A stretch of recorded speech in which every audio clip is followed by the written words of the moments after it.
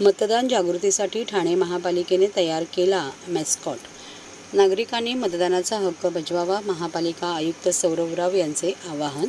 येत्या 20 मे रोजी होणाऱ्या मतदानात जास्तीत जास्त नागरिकांनी प्रतिसाद द्यावा, यासाठी स्वीप अंतर्गत जनजागृती करण्यात येत आहे. ठाणे महापालिकेने या मतदान जागृतीसाठी शुभंकर मॅस्कॉट तयार केला असून तो ठाणे महापालिका क्षेत्रात जागृती करणार आहे. मॅस्कॉटचे अनावरण ठाणे महापालिका आयुक्त सौरभ राव यांनी महापालिका मुख्यालयाच्या प्रांगणात केले. त्यावेळी अतिरिक्त आयुक्त 1 संदीप माळवी, अतिरिक्त आयुक्त 2 प्रशांत रोडे यांच्यासह उपायुक्त जीजी गोदेपुरे, उमेश बिरारी, तुषार पवार आदी उपस्थित होते. ठाणे महापालिका क्षेत्रातील सेंट्रल पार्कसाठी मोठी उद्याने, mall, ST stand, railway station आदी भागात हा मॅस्कॉट मतदान करण्याचा संदेश ठाणेकर मतदारांपर्यंत पोहोचवणार असल्याचे ठाणे महापालिका आयुक्त सौरभ राव यांनी सांगितले. तसेच मॅस्कॉटच्या अनावरणाच्या निमित्ताने मतदान हे आपले राष्ट्रीय कर्तव्य असून येत्या 20 मे 2024 ही तारीख लक्षात ठेवून सर्व नागरिकांनी मतदानाचा हक्क बजवावा, असं आवाहन आयुक्त सौरभ राव यांनी नागरिकांना पुन्हा केले आहे. लोकशाही बळकट करणे आपल्या प्रत्येकाच्या हातात असून त्यासाठी सर्वांनी मतदान करणे आवश्यक आहे. मतदानाचा दिवस हा सोमवारचा आहे, त्यामुळे शनिवार रविवार जोडून सुट्ट्या जरी आल्या असल्या तरी मतदानाच्या दिवशी आपले राष्ट्रीय कर्तव्य बजवावे, असेही आयुक्त राव यांनी आवाहन केले. जिल्हा निवडणूक कार्यालयाकडून आगामी लोकसभा निवडणुकीच्या पार्श्वभूमीवर मतदान प्रक्रियेत मतदारांचा सहभागी वाढवण्यासाठी स्वीप अंतर्गत मतदार जागृतीकरिता विविध उपक्रम राबवले जात आहेत. या पार्श्वभूमीवर ठाणे महापालिकेनेही जाहिराती, बॅनर, सोशल मीडिया, आशा सेविका तसेच महापालिकेच्या विविध उपक्रम अंतर्गत मतदान जनजागृती करण्यात येत आहे.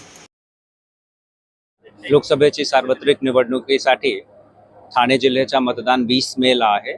माझा एक नम्र आवाहन आपले जे सर्व नागरिक आणि सर्व मतदार आहेत हा अशा आहे की त्यांनी हमखास या मतदानाचे जे महापर्व आहे, लोकशाहीचा महापर्व आहे, त्यामध्ये त्यांनी सहभागी व्हावा.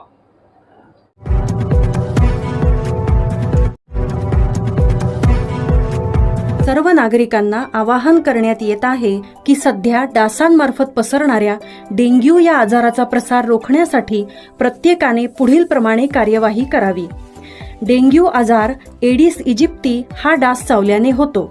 या डासांची पैदास साचलेल्या किंवा साचवलेल्या स्वच्छ पाण्यामध्ये होते. 8 दिवसांपेक्षा जास्त दिवस पाणी उघडे व साचून राहिल्यास त्यात डास अंडी घालतात. अंड्यांच्या अळ्या तयार होऊन पुढे डास तयार होतात. यासाठी आपल्या घरातील पाणी साठे, उदाहरणार्थ बॅरल्स, पिंपे, टाक्या, हौद, रांजणे इत्यादी दर आठवड्याला रिकामे करून घासून पुसून कोरडे करून पुन्हा भरावे. 1 दिवस कोरडा दिवस म्हणून पाळावा. पाणी साठ्यांना घट्ट झाकणे बसवावीत किंवा जुनी साडी, चादर, धोतर यांनी बांधून झाकून ठेवावीत, म्हणजे डास त्यात जाऊन अंडी घालणार नाहीत. घराच्या गच्चीवर, आजूबाजूला, अंगणात कोठेही पाणी साचू देऊ नये. भंगार सामान उघड्यावर टाकू नये, उदाहरणार्थ टायर्स, प्लास्टिक सामान, कुंड्या, टाकाऊ वस्तू इत्यादी. अशा सामानात पावसाचे पाणी साठून त्यात डेंग्यूच्या डासांची पैदास होते. घरातील कूलर्स, फ्रीजच्या पाठीमागील ट्रे हे देखील वेळोवेळी कोरडे करावेत. लक्षात ठेवा, नुसत्या फवारणीने डास घनता कमी होत नाही, तर त्यासाठी डास पैदास ठिकाणे नष्ट करणे ही आपल्या सर्वांची जबाबदारी आहे.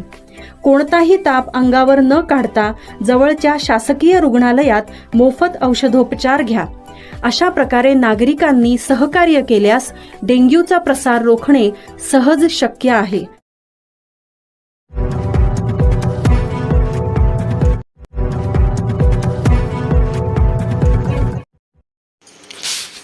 नरेश म्हस्के यांना रेकॉर्ड ब्रेक मतांनी विजयी करून विरोधकांना चारी मुंड्या करत चित करा, मुख्यमंत्री एकनाथ शिंदे. धर्मवीर आनंदीघे यांचा ठाणे जिल्हा हा बालेकिल्ला आहे आणि तो राहणारच.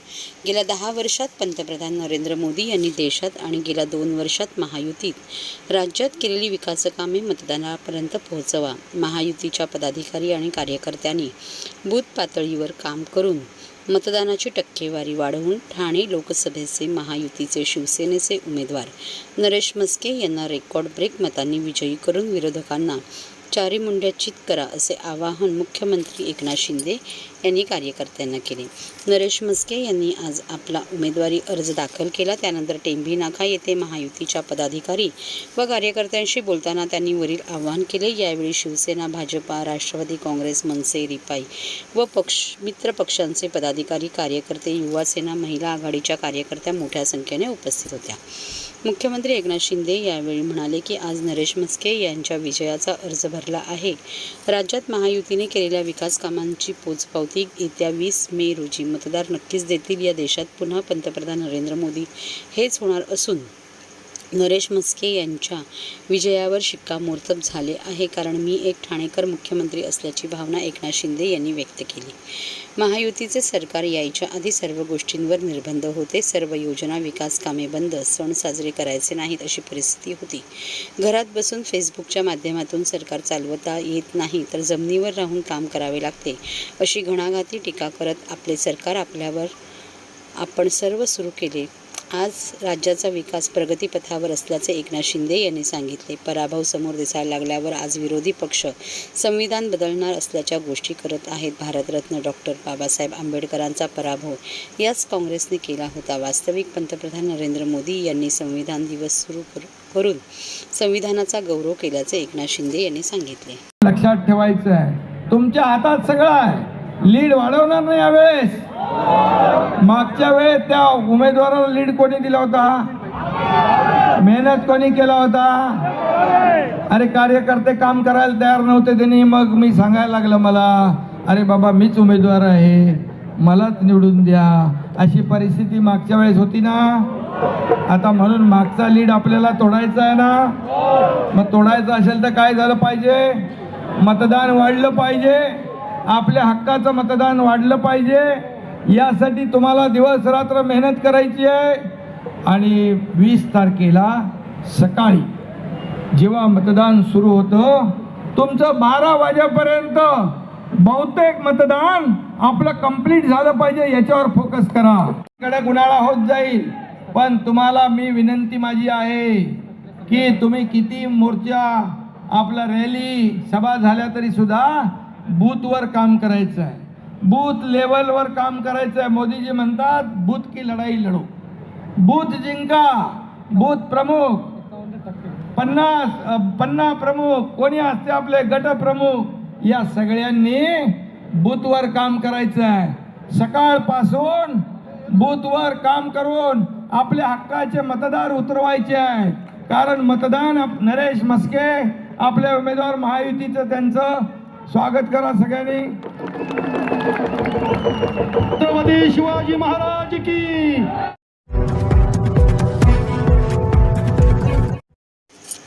ठाणे महापालिकेचा मालमत्ता कर विभाग मालामाल. ठाणे महापालिकेचा मालमत्ता कर विभाग यंदा आर्थिक वर्षात पहिल्या महिन्यातच मालामाल झाला आहे. महापालिकेच्या तिजोरीत एका महिन्यात तब्बल 65 कोटी रुपयांची कर वसुली झाली आहे. अर्थसंकल्पात मालमत्ता करापोटी 819 कोटी 71 लाख रुपयांचे टार्गेट ठेवण्यात आले असून त्या दृष्टीने महापालिकेने आत्तापासून प्रयत्न सुरू केले आहेत. तसेच यंदाचा टप्पा पार करण्यासाठी डिसेंबरपर्यंत वसुलीवर भर दिला जाणार आहे. ठाणे महापालिकेने 2023-24 या आर्थिक वर्षात एकूण 750 कोटी रुपये वसूल करण्याचे उद्दिष्ट ठेवले होते. मात्र यामध्ये 703 कोटी 93 लाख रुपयांची वसुली झाली होती. पालिकेच्या एकूण 9 प्रभाग समित्यात माजिवडा मानपाडा प्रभाग समिती सर्वाधिक 220 कोटी 41 लाख रुपयांची वसुली झाली, तर कळव्यात सर्वाधिक कमी म्हणजे 24 कोटी 78 लाख रुपयांचा मालमत्ता कर जमा झाला. जकात आणि LBT सारखे कर वसुलीचे स्तोत्र बंद झाल्यानंतर ठाणे महापालिकेच्या उत्पन्नाचा मुख्य स्रोत मालमत्ता कर आहे. मालमत्ता कराची थकबाकी वसूल करण्यासाठी महापालिका प्रशासन मालमत्ता जप्तीसह विविध डावपेच अवलंबते. मात्र असे करूनही उत्पन्नात घट होत आहे. 15 जूनपर्यंत करदात्यांना मिळणार 10% सूट. वर्षाची मालमत्ता कराची देयके तयार करण्यात आली असून त्याची लिंक करदात्यांना पाठवण्यात आली आहे.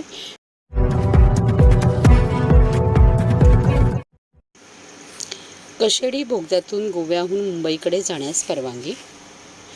मुंबई गोवा महामार्गावरील कशेडीतील एका बोगद्यातून दुतर्फा वाहतूक बुधवारपासून सुरू करण्यात आली. हलक्या वाहनांनाच परवानगी दिल्याची असताना रात्रीच्या वेळी अवजड वाहने दुसऱ्या बाजूने बोगद्यातून ये-जा करतात, त्यामुळे वाहन चालकांना कसरत करावी लागत होती.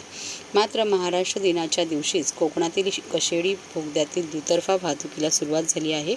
कशेडी बोगद्यातून सुरू झालेल्या दुतर्फा वाहतुकीमुळे तब्बल 45 मिनिटे वेळ लागणारा प्रवास आता फक्त 8 मिनिटांवर आला आहे. कशेडी बोगद्यातून दुतर्फा वाहतुकीला सुरुवात झाल्याने कोकणवासियांचा प्रवास अधिक सुखकर होणार आहे.